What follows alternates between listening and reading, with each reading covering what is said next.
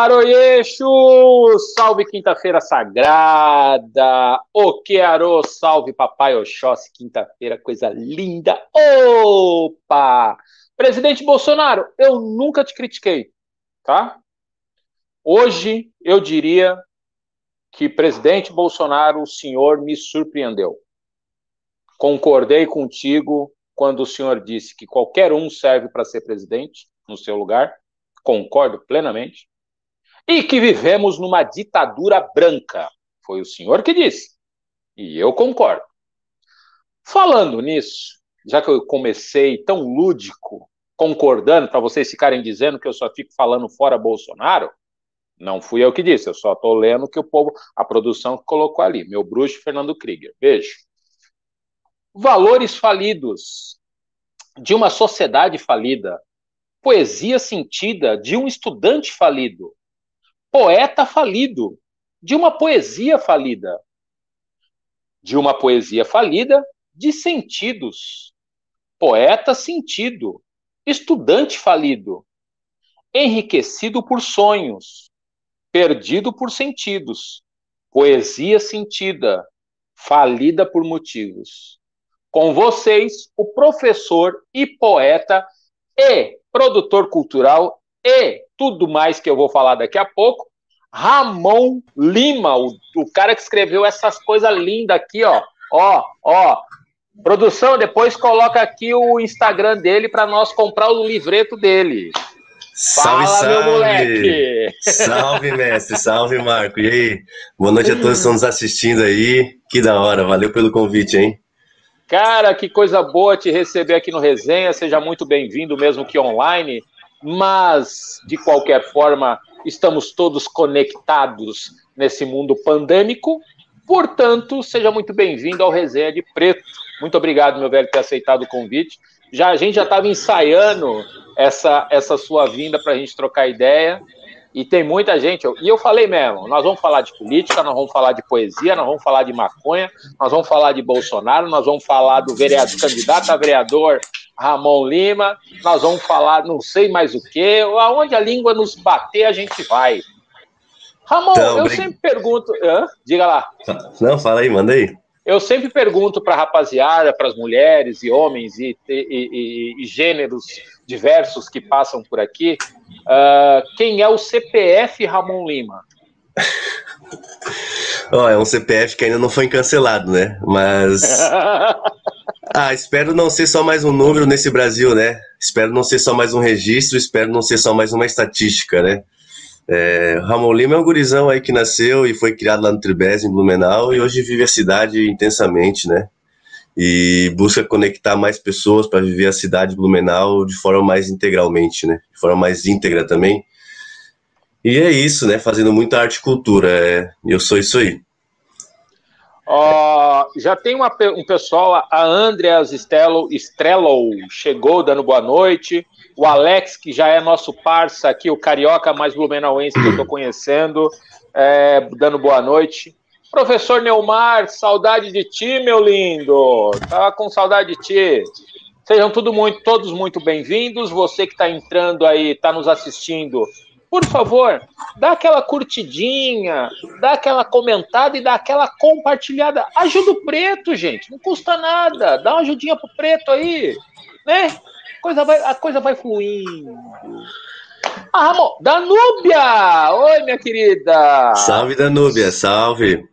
Seguinte, Ramon, vamos começar, sei lá, de trás para frente, de frente para trás. Essa aqui não tem muita ordem na bagaça. Então, assim, como é que tu tá?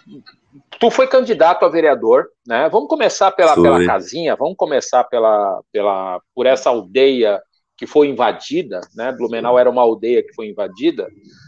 Como é que tu se meteu na política e como é que tu enxergou participando das eleições e aí enxergando tudo que está acontecendo nessa Câmara? Vamos lá. Primeiramente, é uma honra estar aqui no Resenha de Preto, né? Por esse portal de notícias muito importante para a cidade, né? Que é o Informe Blumenau. Resenha de Preto é um local muito importante para a mídia e para a cultura aqui na cidade, então é uma honra estar aqui. Muito obrigado pelo convite, Marco, e toda a equipe que faz parte. seja o Alexandre, a Danúbia, a Rafaela Costa e todo mundo que está envolvido, né? E, cara, assim, eu tenho histórico na minha família na luta, né? A cara aqui de quem carrega no peito uma história de luta, né? É, meu pai foi sindicalista, boa parte dos meus tios foram sindicalistas, né? Estavam presentes nas grandes greves aqui de Blumenau, em 88, 89, né? Então, eu convivi desde moleque nas conversas de família, nas reuniões, sempre ali de ouvido de canto, escutando o que se discutia, o que se conversava, né? Então, não é meramente à toa, não caí aqui de paraquedas, né? E, e sempre mantive minha independência diante das opiniões, seja do meu tio, do meu pai, da minha família, né? Então, eu fui me descobrindo, né, na política, não só como um jovem revoltado, não só como um jovem cansado da politicagem, né? Mas ali, acho que foi meados ali do segundo ano do ensino médio, do terceirão, que eu fui me aprofundando mais em alguns temas, seja de filosofia, seja da política nacional, seja de questões como a ditadura militar também, que eu sempre fui muito curioso. Esse tema sempre me foi muito estranho, sempre muito escondido, né? Uma coisa que pouco se falava, as pessoas tinham medo de falar, ainda mesmo na democracia, falar sobre o que foi a ditadura. Então, eu acho que foi a partir de 2011, 2012, né, quando eu estava no ensino médio ainda, que eu me vi assim muito revoltado com a política brasileira, já indo nas minhas primeiras manifestações, já protestando contra o SIGA aqui em Blumenau, né, contra o aumento da passagem. E aí eu fui estudar, né, fui para o direito, depois fui para ciências sociais e fui buscando me orientar, buscar referenciais teóricos, estudar cada vez mais, né. Mas aí o seguinte, teve um dia que nós estávamos trocando uma ideia, e eu achei muito louco a gente falar sobre isso. Tu estava falando da questão da bandeira nacional, de cantar o hino, dessa coisa nacional, né? E aí, hoje eu vejo essa nutelada, que assim, essa raça que está aí, não são nacionalistas nem aqui, nem na Casa do Chapéu. Eu estou prometendo, produção, eu juro que eu vou tentar não falar palavrão, eu juro. Então, essa nutelada que está aí, arminha e bandeira do Brasil, de fato, eles não entendem o que é nacionalista, o que é o nacionalismo de fato, ou o que é o Brasil, ou o que é entender esse Brasil. E, porra, tu é professor, né? Se eu não me engano, de sociologia. Isso. E também dou aula de geografia, às vezes. Pois é. Como é que bate isso na cabeça dessa molecada hoje? Cara, então, eu tô um tempo afastado das escolas desde 2018, né? Eu acho que é um tema que não é recorrente para eles, vinculado tanto à identidade quanto ao pertencimento e muito menos na política, né? Eu acho que quem trouxe mais recentemente na história do país mesmo a questão do patriotismo, do nacionalismo, foi a direita, né? E eu acho que a direita também não colou muito na cabeça da gurizada nova, não. Assim, eu acho que eu acredito na resposta das crianças, né? Eles mantêm. E é bonita, é bonita e é bonita. Eles mantêm uma tranquilidade, uma serenidade, porque independente de discutir partido ou política, eles sempre veem o respeito primeiro. As crianças, a juventude, eles sempre têm o respeito primeiro, né? E, pô, é isso, né? Eu acho que eu fui para a política porque eu sou nacionalista, né? Eu acredito no Brasil, eu tenho esperança nesse país, né? E eu sou um nacionalista raiz, como o Brizola, né? E não como esse falso nacionalismo aí que se diz, que está se falando hoje em dia, né? Então, não tem base esse nacionalismo, esse falso patriotismo que está aí hoje. Então, a gente vai ter que reconstruir, rediscutir isso muito ainda daqui para frente, né? Saturar e arrumar alguns traumas, algumas feridas que o país ainda está aberto. Pois é, mas aí a gente pode esperar que esse seu espírito brizolista ele esteja pronto para ir para a peleia em 22 ou em 24? Sim, né? Com certeza, estaremos lá. Ai, meu Deus do céu. É muita gente boa para eu querer ser candidato. Para que eles querem ser candidato? Para quê, gente? Não tem sentido. Olha aí a carinha, ele é mais bonito que eu, inclusive. Tem mais estirpe que eu. Eu não tenho nem careta para isso, eu não tenho nem roupa para usar. Cara, e assim, ó, viver, sendo um blumenauense, raiz, como tu falou, lá do Tribés, não, do Zendron. Não, Tribés. Do Tribés, sendo esse blumenauense raiz, como é que tu enxerga, cara, ou melhor, como é que foi viver a sua adolescência aí, provavelmente tu sendo da periferia, sendo esse moleque branco, né, mas sempre intrínseco, juntando ali com a molecada preta na periferia. Como é que é enxergar essa Blumenau hoje? Porque é uma Blumenau diferente, é uma Blumenau... É errado eu dizer que é uma Blumenau mais endireitada ou é uma Blumenau mais reaça? Então, né? Nasci lá, fui criado no Tribés. Respira fundo mesmo. Você achou que eu ia pegar leve contigo? Aqui, ó, Patavina, se vira. Então, a vivência que eu tenho é assim, né, cara? Eu morava lá no Tribés e pude estudar em colégios particulares aqui, então a minha convivência foi muito entre os brancos mais brancos, né? Brancos mesmo, assim, não brancos morenos como eu, brancos pardos, assim, né? E pra tu ser moreno e tu ser pardo, no meio dos brancos, tu já não é branco, né? Tipo assim, ele já não te vem como branco, porque tu pode até ser criado, tido como branco, mas alguma diferença vai ter, né? Alguma diferença vai ter. Isso ficou bem forte estudando em colégio particular, né? Então essa é a vivência que eu tenho de uma Blumenau no passado, seja em 2007, 2005, né? Que eu falo passado, porque assim... Eu fui cortar o cabelo esses tempos atrás, a mina tinha uma plaquinha 1998. Eu falei, esse bagulho aí, o que que é? O ano que eu nasci. Eu falei, porra, me deu uma depressão, velho. Eu fiquei muito deprimido, velho. Eu fiquei muito puto. Aí eu, caralho, velho, não pode ser. Eu sou de 95, né? Então, nessa minha primeira infância, nessa minha primeira adolescência, eu passei basicamente no Tribés, até 2011, depois que eu me mudei pro centro. Daí eu tive outra vivência de cidade, né? Daí eu tive outra vivência de cultura, universidade, praça, movimento, né? E hoje eu vejo uma Blumenau bem mais aberta, seja pelo hip hop, seja pela música eletrônica, seja pelo festival de teatro, seja pelo Colmeia, seja pela Batalha da Prainha, né?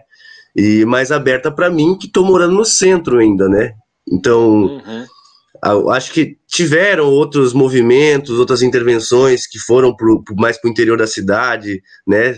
Diversas ações culturais, mas eu acho que ainda é uma relação muito complicada com a cidade que tem com a cultura e o acesso à cultura, né? Mas não sei, Blumenau é endireitada? Pode ser na classe política, pelos mais velhos, assim, né? Mas a direita não cola para a juventude, assim. O movimento de direita, reacionário, conservador, não cola para a juventude. A não ser porque esses neonazistinhos aí, esses tansos velhos que estão aí. Mas aí eu te pergunto, velho, aí eu vou te colocar na parede. Como é que a gente não consegue, por exemplo, botar um cara como você na Câmara, ou o próprio Lenilson, em algum momento, ser esse cara referência de esquerda? Como é que essa molecada, então, e aí pode ser uma autocrítica nossa de não conseguir chegar também nessa molecada para votar, mas como é que a gente deixa uma Câmara tão reaça dessa? Vamos lá, cara, as eleições do Bolsonaro foram muito fortes aqui, né? Foram o quê? 80%, né? Mas para fazer política eu levo em consideração os 60 mil que não votaram no Bolsonaro, né?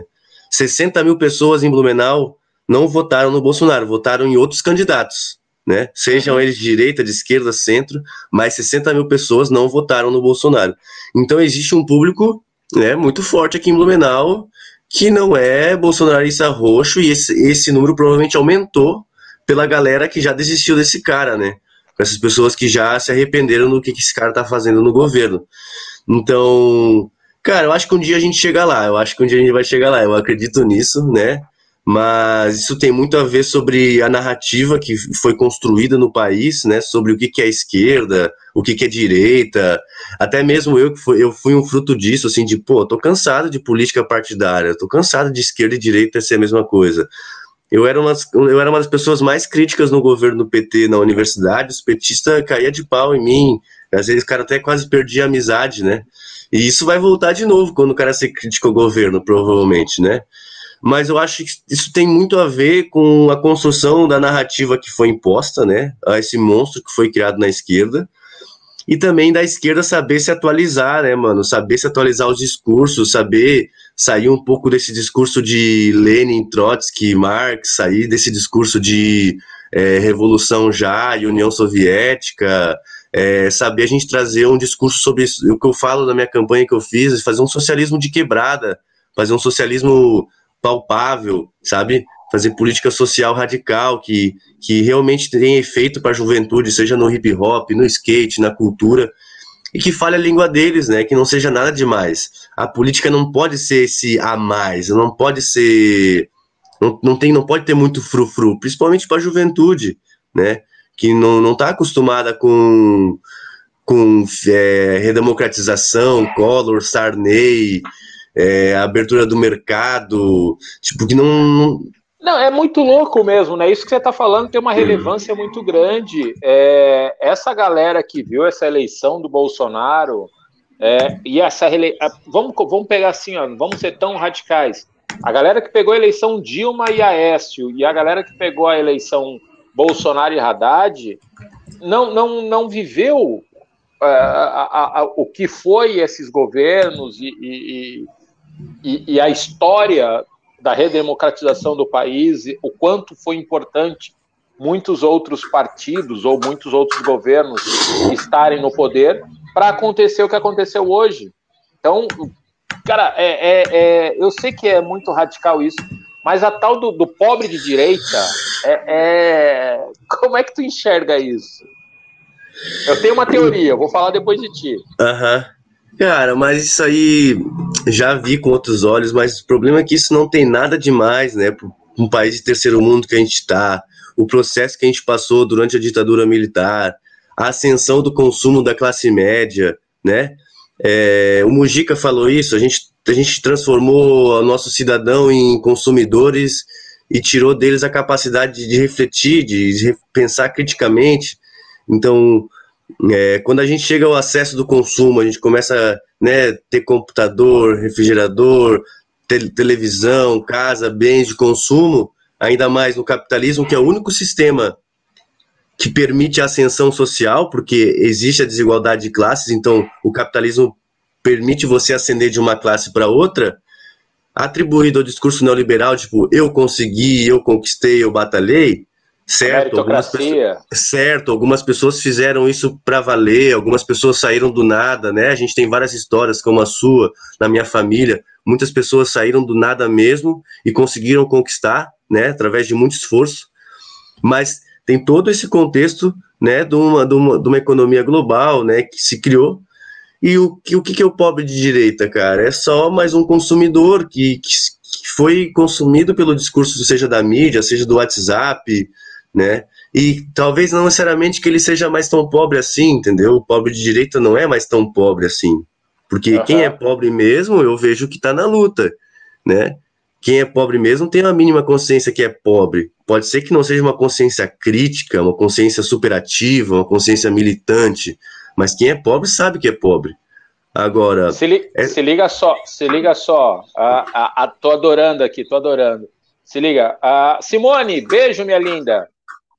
O Otacílio, ele coloca nessa nossa política, depois que esses políticos começam a sair por aí, com uma Bíblia embaixo do braço, e saíram por aí passando tudo contra o vigário, já era. Nós vamos falar sobre isso, Otacílio, a gente vai chegar lá. A Danúbia te colocou aqui numa encalacrada do seguinte. Essa é boa, essa você, boa. Pois é, para você, qual é a tua referência política hoje? No país hoje? No país. Vamos lá, vamos colocar a primeira minha referência, sempre foi o Marcelo Freixo, né? Desde aquele tempo que eu estava no segundo ano, terceirão do ensino médio, eu acompanhei o Marcelo Freixo até hoje, né? Tenho minhas divergências com ele também, mas o Marcelo Freixo no Rio de Janeiro faz um trabalho excelente, né? E é gato, a produção falou, é gato. E o Glauber Braga também, Glauber Braga hoje está no PSOL, o Marcelo Freixo está no PSB, né? Então, ambos são políticos decentes, éticos, têm princípio, têm base social, né? Sabem atuar nas áreas que eles atuam, né? O Marcelo Freixo fez um trabalho excelente contra a milícia no Rio de Janeiro, continua até hoje, né? O Glauber Braga tá lá no Congresso atuante, ferrenho, lutador pra caramba, né? Ah, O tem a Glauber, Thalíria. inclusive, o Glauber, inclusive, tá. Eu tô tentando, a gente não tá conseguindo fechar a agenda. O Glauber tá no meu radar para vir fazer uma resenha comigo. Da hora, ele é brabo. Ah, tem a Thalíria Petrone também, tem a Elisa Erundina também, sabe? Poxa, tem várias mulheres aí na Cara, luta forte. tu A sabe que eu Marielle é uma respeito. referência hoje, porque a Marielle vive, né? O trabalho que a Marielle fez nas periferias do Rio de Janeiro, as investigações que ela conduzia, as mulheres que ela recebia, as mães que tiveram seus filhos perdidos, né, pela polícia. Esse é um trabalho na política hoje muito forte, seja ele receber pessoas sem filhos, sem um teto, seja trabalhar com política pública séria, enfrentar o que a gente está passando no país hoje, que é a milícia também, e é isso aí. E é muito louco isso que tu coloca da milícia, e aí eu tenho o Freixo como uma referência política também, porque ele foi presidente do Conselho da Comunidade, e eu também sou presidente do Conselho da Comunidade, e é muito louco, né? Porque ele, no Rio de Janeiro, deputado estadual, ele era presidente do Conselho de Direitos Humanos na Câmara de Deputados, e o maluco, ele conseguiu organizar a questão dos direitos humanos para os policiais, cara. Porque o Estado não dava estrutura para os policiais que eram, para a família dos policiais que eram mortos em combate, nessa pseudo-guerra contra as drogas. Inclusive, eu quero trocar ideia contigo aí ainda sobre isso. Mas é muito louco, né? Porque ele se torna o principal inimigo da família Bolsonaro. Eu vi uma entrevista dele hoje de manhã, ele falando, cara, eu conheço essa família, já não é de hoje. Ele convive com essa família Bolsonaro já tem 20 anos, né? Desde quando ele entrou na política. Então, assim, a mesma família que criou 4 filhos para viver sobre a teta do Estado, mamando na teta do Estado, sendo candidatos a vereador, deputado, presidente, senador e todos os cargos possíveis e imagináveis, acusa um cara que estava ali defendendo a família dos polícias que eram mortos, estava ali defendendo os polícias que tem um salário de M, e aí, porra, tu percebe que é um cara fora da curva. E você que assistiu Tropa de Elite 1 e 2, não entendeu bulhufa de nada. Se tu achou que era para falar bem do Bop, tu não entendeu nada. Tu volta lá e assiste de novo, demônio. Ramon, como é que tu... Cara, tu é um cara da cena cultural, tu é um cara que é muito envolvido aí na cena cultural, mas eu quero te pegar na curva aqui e te chamar na chincha. A maconha, ela deve ser legalizada ou não? Ou legalizar a maconha resolve o nosso problema da guerra contra as drogas? Ela deve ser tanto legalizada ou regularizada, né? De alguma forma, ou legalizada ou regularizada. Ela tem que passar por um processo de regularização do Estado, né? Tem que estar lá a Anvisa em cima, tem que, seja nas farmacêuticas, seja em coffee shops, seja em produções de cooperativa, seja até em produção de larga escala para produção de agricultura familiar. Isso tem que acontecer. Isso é o futuro, seja da agricultura mundial, aí, seja nos Estados Unidos, seja no Canadá. Isso é o futuro. A produção do cânhamo, seja ou da cannabis, né? Seja a planta masculina ou feminina, é o futuro, né? Agora, o processo que a gente tem para discutir sobre a política de drogas e como fazer isso, né? Tem algumas pessoas no Brasil que já discutem isso, né? Seja...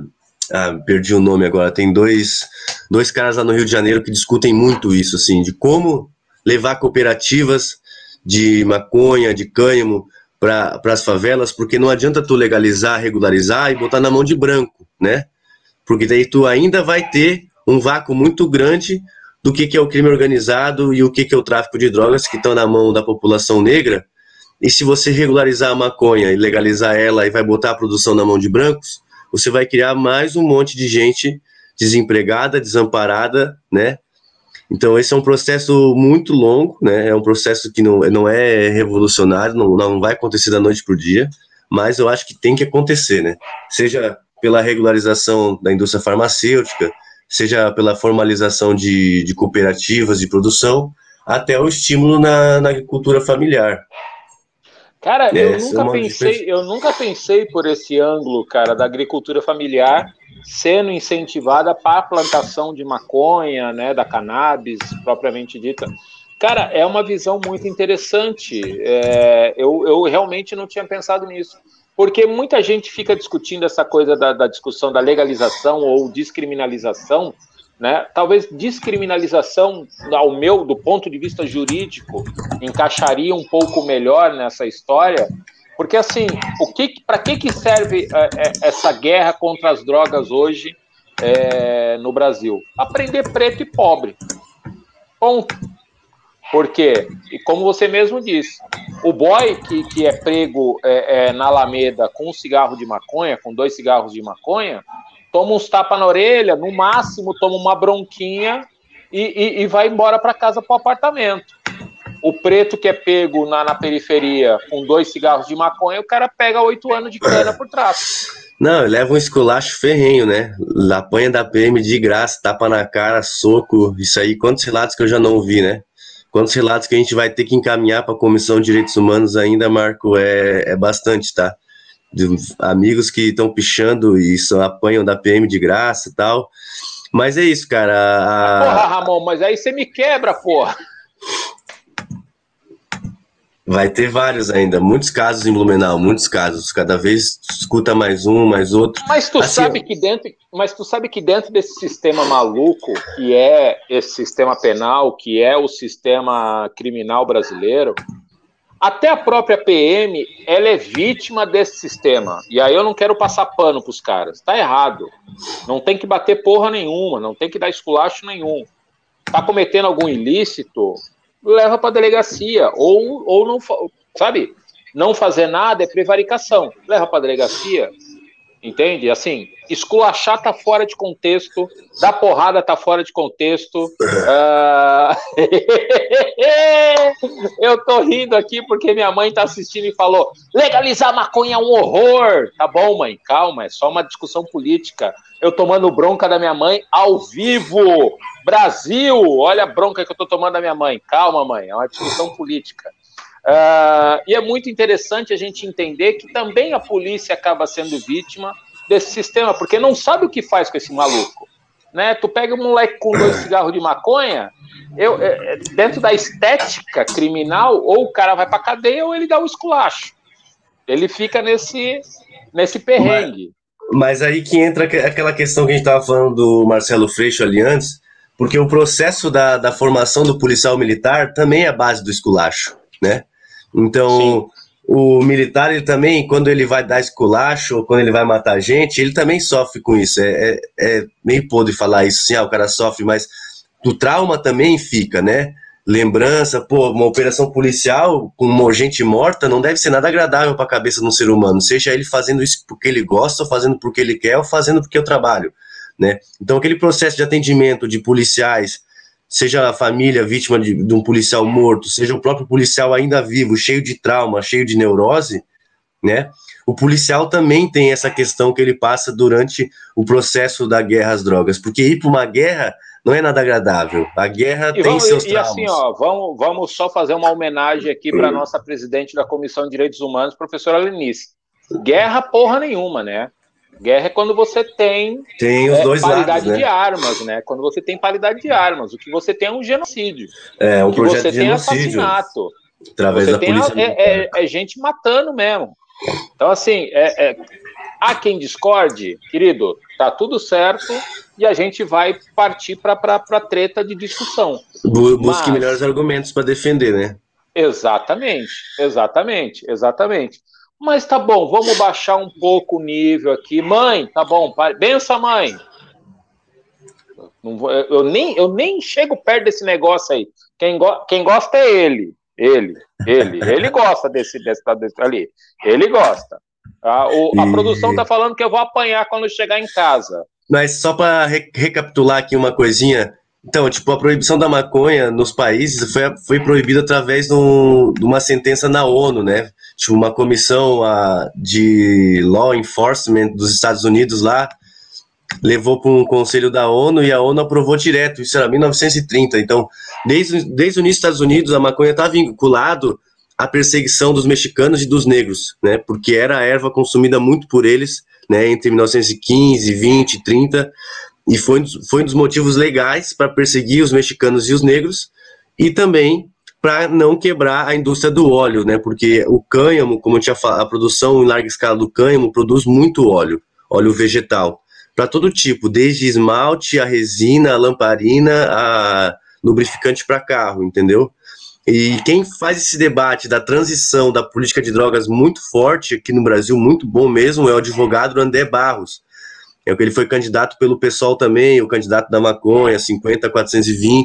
É um cara que faz um debate excelente de como fazer essa transição, né, da legalização, da regularização, das cooperativas de produção, de como levar esse setor como empreendimento também para as favelas e para um público que já tem esse setor econômico mesmo que sendo proibido, né? Então, só para deixar registrado isso. Mano, tem um gordinho lá em São Paulo, meu irmão de coração, assim, um parceiraço, que botou no mundo uma linda princesa no mesmo dia que eu, então é minha irmã gêmea, meu mano Osni Silva. Ele bota aqui, o papo tá lindo, vai melhorar. Você quer ver?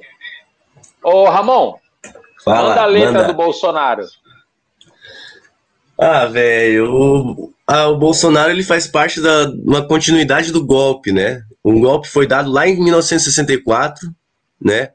E agora, desde 2016, ali com a saída da Dilma, a minha tese é que isso é uma continuidade do golpe e mais um lacinho do nó, assim, né? A cereja do bolo para o neoliberalismo se concretizar no Brasil, né? Em 64 houve um avanço muito forte sobre o Estado, sobre a precedência do Estado, sobre a indústria nacional, né? Seja pelo avanço das rodovias e a destruição das ferrovias, né? Tudo aquilo que Getúlio Vargas tinha construído antes também, né? De 64, né? A gente sabe o que aconteceu, ou não sabe ainda, muita gente não sabe, né? Da dívida, do superfaturamento, das empreiteiras entrando no país, dos Estados Unidos metendo a mão em tudo durante 64 e adiante.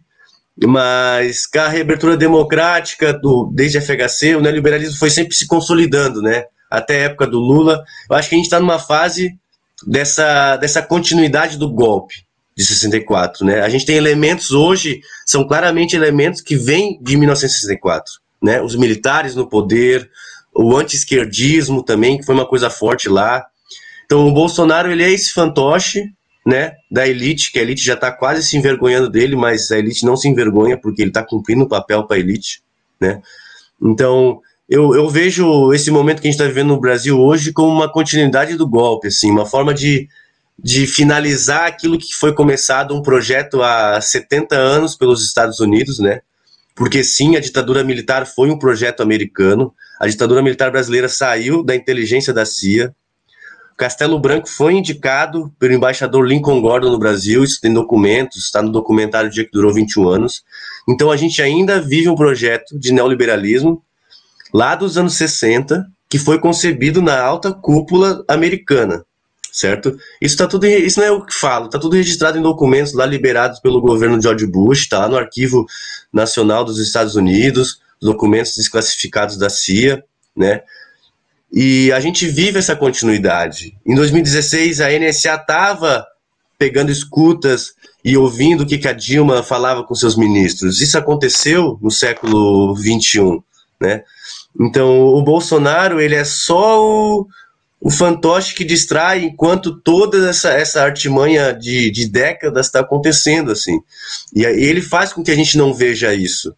Ele faz com que a gente pense que o projeto é dele. Mas o projeto não é dele. O projeto é global, o projeto é internacional, o projeto seja da elite de Wall Street, seja das grandes petrolíferas, né? Esse projeto é dos grandes bancos internacionais. Não é à toa que o Brasil está nessa fase hoje. Mas assim, você desqualifica muito. Você acha que essa figura do Bolsonaro, ele é de fato, como o Osni colocou aqui, a mosca da bosta? Porque não é possível. Eu assim, cara, ele não pode ser só um personagem. Será que ele é só um personagem? Não, ele é um, vamos dizer, se ele não é um personagem, ele faz parte de uma estrutura, né? Ele foi muito bem montado, só que ele não faz parte da elite intelectual dos militares. Ele não é um Isso não. coronel, ele não é um coronel de alta patente, ele não é um general de divisa, né? Ele não é nem um coronel do BOP, nem da Polícia Militar, ele não tem um mestrado nem em Direitos Humanos, nem em História Militar, né? Eu falo isso porque, agora eu vou invocar aqui, eu fui pro Exército em 2014, fiz curso de oficial, fiz o NPOR aqui em Blumenau, fiz curso de oficial temporário, e eu convivi com major, com coronel, fiquei horas à frente de general, em pé, em forma, em posição de sentido, descansar, ouvindo palestra, ouvindo besteira. Conversei com um coronel do BOP, de mano, assim, ó, veio, trocou ideia comigo, com um coronel da PM também. Então, a gente sabe o que é um militar honesto, o que é um militar íntegro, um militar que se dedica à própria carreira, entendeu? Um militar que se dedica à carreira de militar e não é militar para alçar outras carreiras, como seja Pazuello, como Bolsonaro, como o Heleno, como Braga Neto. E esses caras estão manchando a pouca história íntegra que o Exército Brasileiro, se é que algum dia teve, tá? Porque, como o Josué falou na última live, não é porque esses militares são todos corruptos que a gente coloca como o Exército seja corrupto, né? Mas esses caras, eles não têm só um projeto de militar, eles têm um projeto de carreira. E o Bolsonaro não é um dos intelectuais, ele não fala como um coronel, um general, né? Mas ele foi formado nas agulhas negras, ele foi formado pela mentalidade anticomunista, anti-esquerdista, né? E ele repete como papagaio esse discurso de anti-Estado, menos imposto, o Estado só atrapalha, e ele não entende bolhufas do qual que é o papel do Estado, né? Agora, hoje ele ficou falando de que com fé o emprego pode acabar e a economia pode melhorar, é porque um cara está totalmente deslocado do que é o papel do Estado, né? Não, que ele é um cara deslocado, isso é fato. Que ele já deveria ter sido impeachmentado, isso também é um fato, porque se a gente... Ô, bolsonarista, vamos lá. A Dilma foi impeachmentada por quê, professor Ramon? Porque a elite já não queria mais ela, Não, né? não. Ela não estava fazendo algumas negociatas. Qual era o discurso? Oficialmente? A crise econômica. Pedalada fiscal. Pedalada fiscal, tá. Pedalada fiscal. Essa aí foi Querido, hoje está sendo proposto que a pedalada fiscal seja dada oficialmente, dando calote nos precatórios. O Paulo Guedes, o tal do posto Ipiranga, que eu só abasteço no outro posto, amarelinho, eu vou pedir promoção, vou pedir patrocínio para eles. No posto amarelinho, o cara está dizendo que não vai pagar, o cara não vai pagar salário se não congelar e se não votar as questões dos precatórios. Então pensa o seguinte, gente, se a Dilma foi impeachmentada por pedalada, o que eles estão fazendo também é pedalada. Pau que bate em Chico, também bate em Francisco. Mas que a elite não funciona assim, camarada. Exatamente. A elite brasileira faz o que quiser com o Congresso e com o Senado. Eles têm todos eles na mão, principalmente o Senado brasileiro, que já devia ter acabado. Até engasguei. Polêmica. Como assim? Polêmica. O Senado brasileiro tem que acabar, velho. O Senado brasileiro não devia existir. O Senado brasileiro é onde se controla a política brasileira, cara. Só tem velharia, só tem veiaco lá. Só tem os caras que já foram presidente ou só os manda-chuva dos estados. O Senado brasileiro para mim, o Congresso bastaria para funcionar esse país. O Senado brasileiro é escrutínio. Presidente Fux, ou Barroso, sei lá quem é que está na presidência do STF, é ele que está falando, não sou eu não, hein? É ele que está falando. Não sou eu não. Longe de mim. Um pouco radical, né? Um pouco radical. Meu Deus, eu sou um anjo perto de ti. Eu sou um padre, eu sou um frei perto de ti, quase um franciscano. Ai, ai. Falando em franciscano, nós estamos quase chegando no final. O Otacílio coloca aqui: Bolsonaro é o capitãozinho reformado cloroquina, conto do vigário. Produção, dá print, porque, dá print, hein? Não sou eu que estou dizendo, eu tô lendo. A produção tá desesperada. A produção ficou louca com a sua frase de que tem que fechar o Senado. Mas vamos falar de poesia e cultura agora, então, para ficar mais tranquilo pra galera. É exatamente isso que eu ia fazer. Pelo amor de Deus, hein? Mãe Valquíria, beijo. Colofé, minha mãe. Se liga. Da onde veio essa sua inspiração para escrever um livro de poesias? Cara, a inspiração vem da rua, cara. Poesia vem da rua. A poesia, se não for para ser das mais sinceras, ela não vai ser. Não será, né? Então, Ramon Lima, poeta aqui na Voz. Para quem não me conhece, está assistindo aí, né? Eu sou poeta, professor, produtor cultural aqui em Blumenau. Lancei meu livro ano passado, em dezembro, chamado Desertos que Dançam. Tá aqui, certo? Tá nas mãos do Marco aí.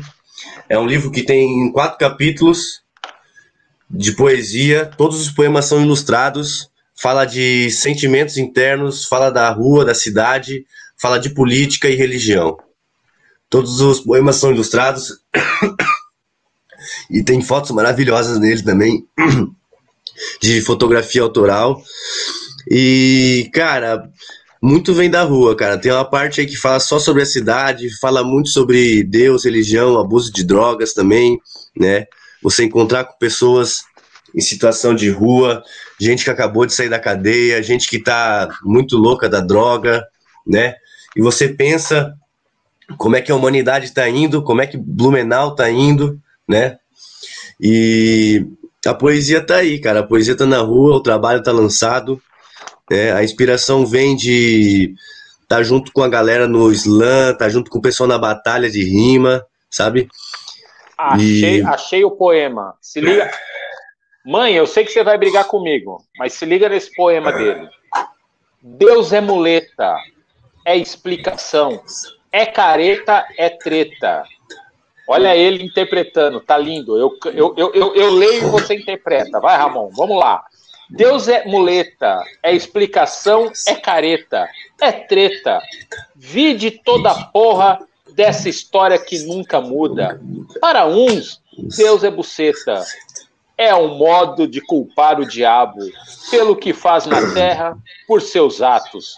Em nome do próprio diviníssimo, Deus é pica preta. Picareta é você. Caceta! Picareta Minha é mãe você vai que me excomungar. Picareta é você que se esconde atrás de Deus para fazer suas canalices na terra. Essa é uma poesia em homenagem aí a Edir Macedo, ao João de Deus, né? Quando eu entrego o livro para algumas pessoas que são crentes, eu falo, isso aqui não é sobre sua religião, é sobre, né, algumas pessoas, não é sobre todos os deuses, né, não é sobre todos os deuses, né, é sobre o Deus branco, de estuprador, dessa política religiosa que está aí no país, né. Assim, dentro do que a gente está colocando aqui, cara, que massa trocar ideia contigo. Teve uma galera que cobrava contigo num podcast, mas aí a gente conversa isso depois. Dentro disso que você está colocando, como é que a galera do rap e como é que o rap entra nessa história? Bicho, eu vou ser muito duro contigo. Tu é um cara branco, classe média, família estruturada, essa parada toda.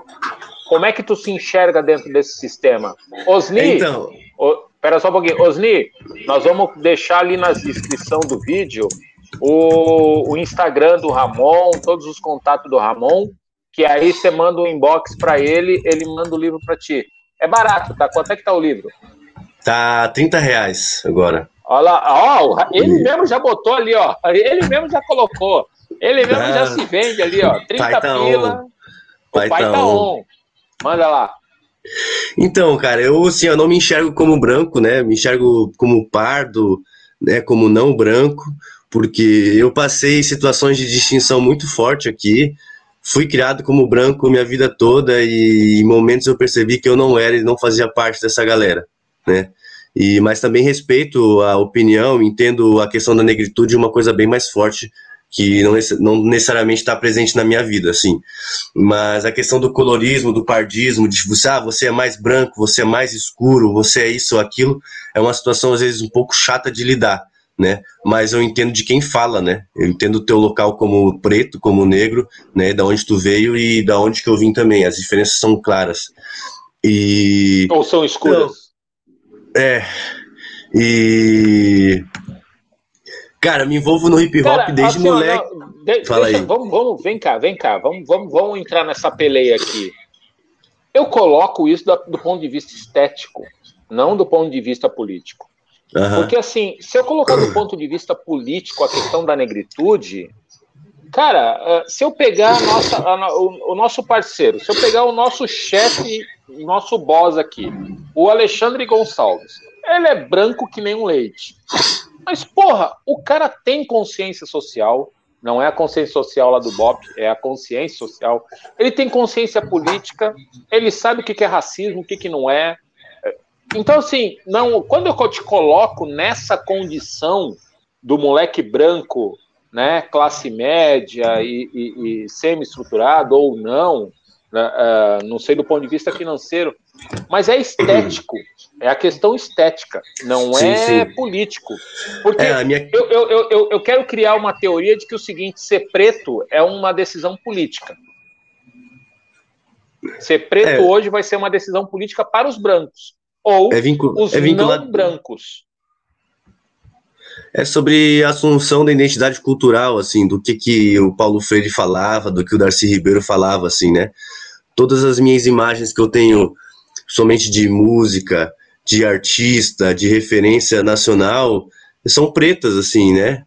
São pretas ou são mulheres. Tipo, vai ser mais difícil serem mulheres pretas, né? Mas as referências que eu tenho são essas, assim, e para mim isso ficou muito claro nesse processo de morar no bairro, no interior, estudar no colégio particular no centro, e de escutar rap desde moleque, Facção Central, trilha sonora do Gueto, Realidade Cruel, e que não é um rapzinho leve, que não é um rap blá blá blá. Esses rap blá blá blá eu nunca parei para escutar quase hoje, mesmo que tá em alta também, mas... E eu tô mais vinculado hoje ainda à Batalha da Prainha, né, que é o maior movimento de batalha de Blumenau, né, a Batalha da Prainha, que parou depois com a pandemia, mas a gente vai voltar no primeiro dia que a Prainha for liberada, a gente vai estar lá, pode acreditar, aguarde Branquitude da Ponta Aguda. E a Batalha da Prainha tem cerca de... na Ponta Aguda tem preto, tá? Na Ponta Aguda tem preto, tô aqui, ó. E já incomoda muito, né? Já incomodou bastante. Polícia bate na porta direto.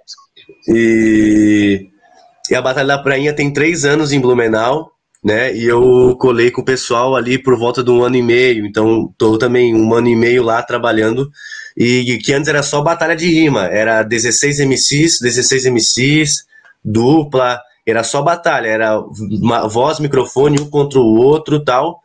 E eu entrei na Batalha da Prainha somando com os grupos de rap.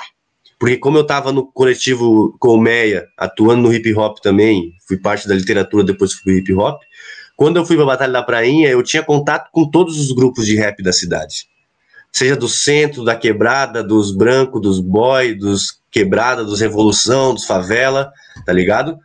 E então eu consegui trazer shows para a Batalha da Prainha, trouxe o slam para a Batalha da Prainha, trouxe o sarau de poesia, o palco aberto, coisa que não tinha antes. Então, todo mundo começou a perceber que o rap é poesia, que o rap é declamação, que muitos rappers têm letras que eles não querem cantar sobre beat, eles querem declamar aquela letra, né? Isso foi um processo muito massa, é um processo, acho que até recente no Brasil, que é o slam, né? Que é o campeonato de poesia.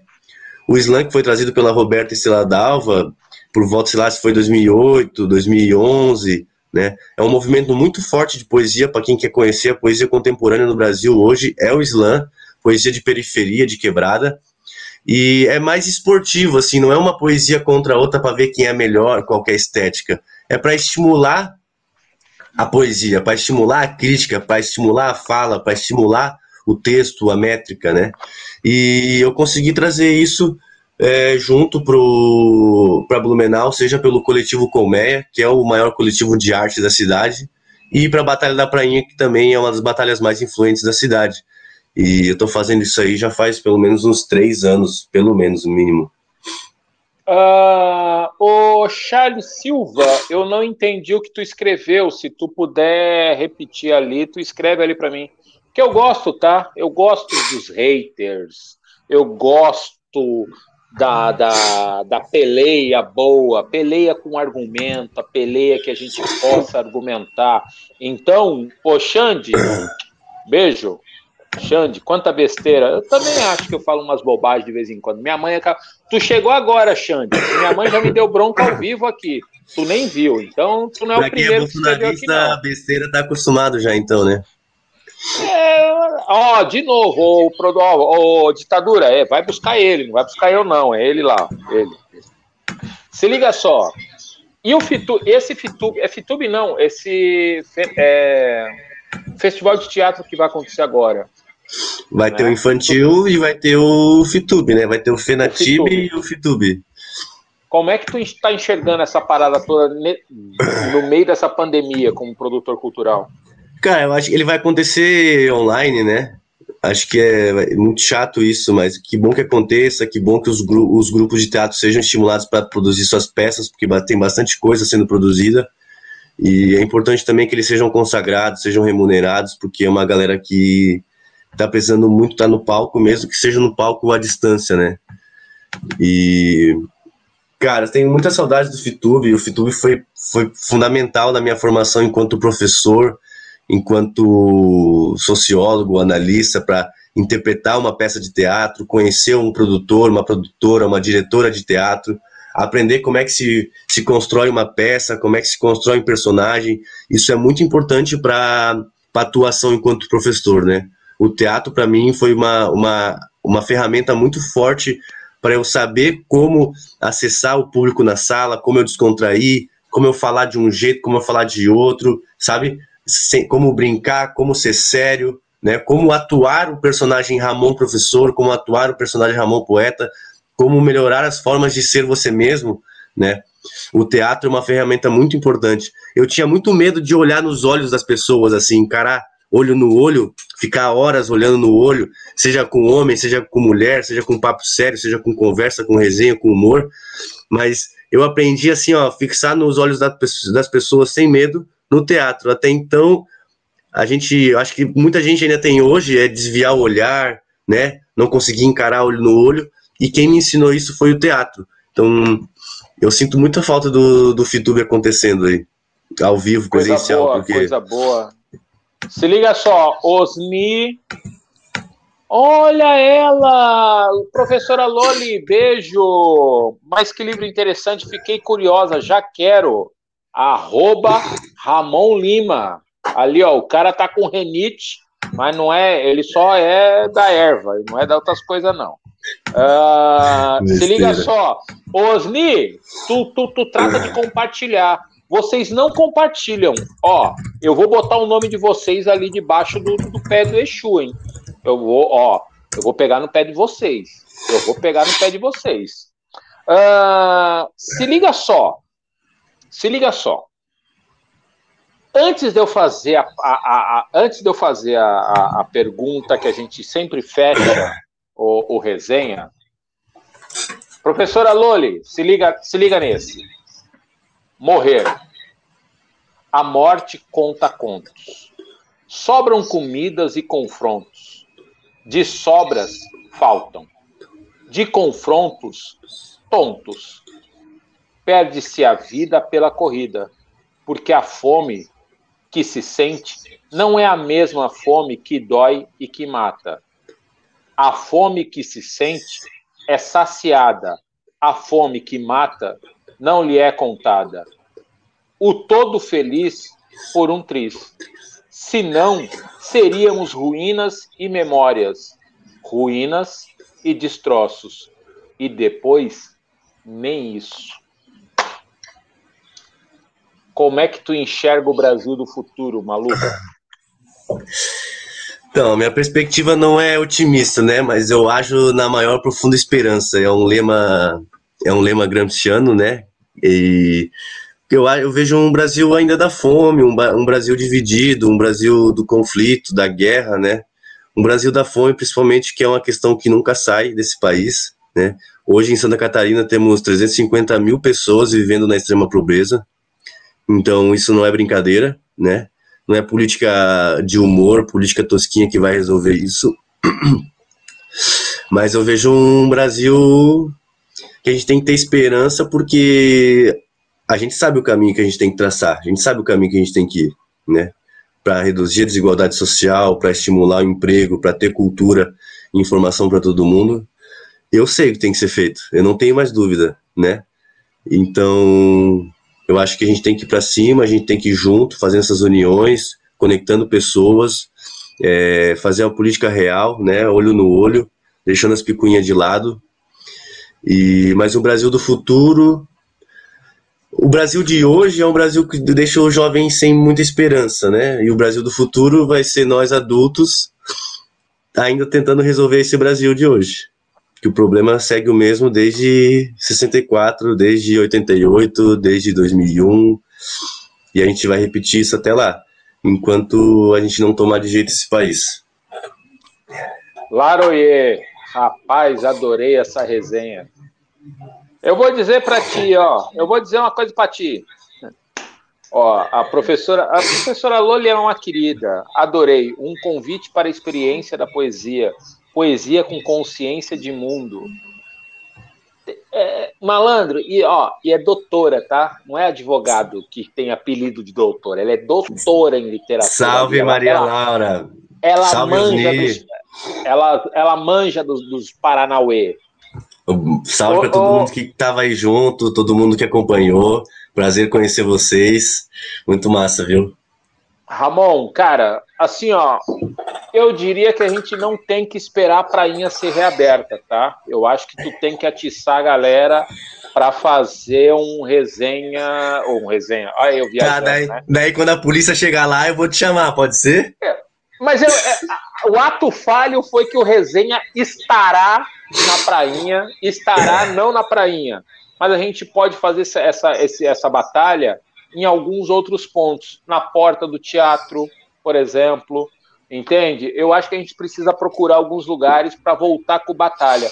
Esperar a prainha ser aberta ou reaberta vai demorar. Então é o seguinte, é uma responsa que eu estou jogando para ti. A batalha, ela precisa voltar urgentemente, mesmo em tempos pandêmicos, a gente vai se organizando e a gente joga para algum lugar, seja ele qual for, mas que a gente precisa botar essa batalha aí, a gente precisa. Ramon, te vira, eu vou lá, te vira. Ramon, muito obrigado, cara, pela oportunidade, foi a melhor hora, assim, eu estava meio tenso, como é que eu ia conversar com um poeta, o que eu ia falar com esse cara e tal, mas, porra, foi muito massa, muito obrigado mesmo ao Alex, a galera gosta, a galera manda mensagem aqui, manda mensagem no Instagram, manda mensagem no Zap, rapaziada, mulheres, homens, transgêneros, viva o amor, sei lá como é que eu falo com vocês, o que eu digo é o seguinte, quinta-feira que vem tem mais resenha. Ramon, tamo junto, meu lindo, brigadão. Tamo junto, valeu pelo convite, irmão Rotaí, obrigado por todos que participaram, hein? Eu vi que a dona da pensão tá assistindo. Beijo pro João e a dona da pensão. Tchau. Valeu.